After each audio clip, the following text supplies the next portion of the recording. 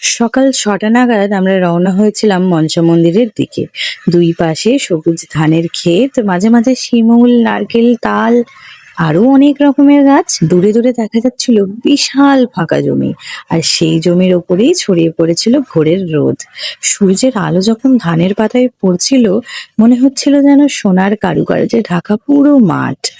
যাবার পথে রাস্তাটা একটু খারাপ ছিল বটে, কিন্তু সেটাও তো মায়েরই ইচ্ছে। মা চাইলেই রাস্তাটা একদিনেই ঠিক করাতে পারতেন, কিন্তু হয়তো মা ভাবলেন, না, তোরা একটু কষ্ট করেই আয়, তাহলে তো ভালোবাসাটা বোঝা যাবে, তাই না? চলো, তোমাদেরকে আজকে এই মনসা মন্দিরের ঐতিহাসিক কিছু কাহিনী বলি।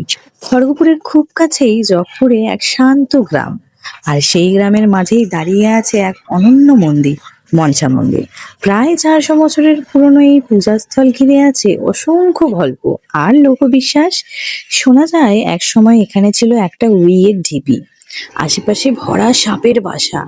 জমিদার জগেশ্বর রায় একদিন স্বপ্নে মাতৃরূপা মনসা দেবীর দর্শন পান, আর সেই স্বপ্নাদেশেই শুরু হয় এই পুজো। এই মন্দিরের সবচেয়ে বড় বৈশিষ্ট্য, এর কোনো ছাদ নেই।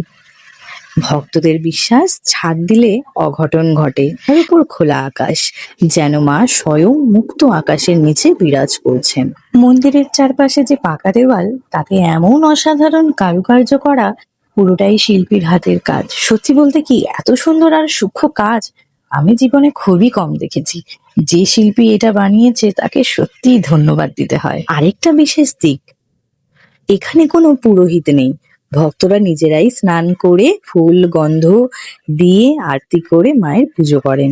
প্রতি শনিবার আর মঙ্গলবার এখানে ভিড় উপচে পড়ে।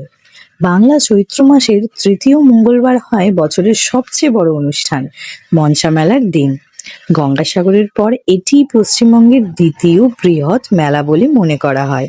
হাজার হাজার মানুষ আসেন, মাঠ ভরে যায় রঙিন বাতাসা, মুগের জিলিপি আর কাঠি গজার দোকানে। স্থানীয়দের বিশ্বাস, মনসা মা আন্তরিক মানসকামনা পূর্ণ করেন। কৃষকদের কাছে তিনি কৃষি দেবী। ধান মাথায় করে পুজো দেওয়ার প্রথা আজও চলে আসছে। যেতে চাইলে খড়গপুর থেকে লোকাল ট্রেনে জগপুর বা মাধপুরে নেমে টোটো বা ভাড়ার গাড়িতেই সহজেই পৌঁছে যাওয়া যায়। মহিষা গ্রামের মাঠের দিক মাঝখানে দাঁড়িয়ে আছে মা মনসার এই পবিত্র আসন। মনসা মন্দির শুধু একটি পূজাস্থল নয়, এটি পশ্চিম মেদিনীপুরের লোকবিশ্বাস, সংস্কৃতি আর ইতিহাসের জীবন্ত দলিল। মনসা মন্দিরের পাশেই আছে কয়েকটা নিরামিষ খাবারের দোকান। মঙ্গলবার আর শনিবার সব দোকান খোলা থাকে, বাকি দিনগুলোতে অন্তত একটি দোকান খোলা থাকে। তো কার কার এই মনসা মন্দিরের এই সুন্দর গল্পটা জানা ছিল না? এবার জানলে কিন্তু অবশ্যই মনে রেখো।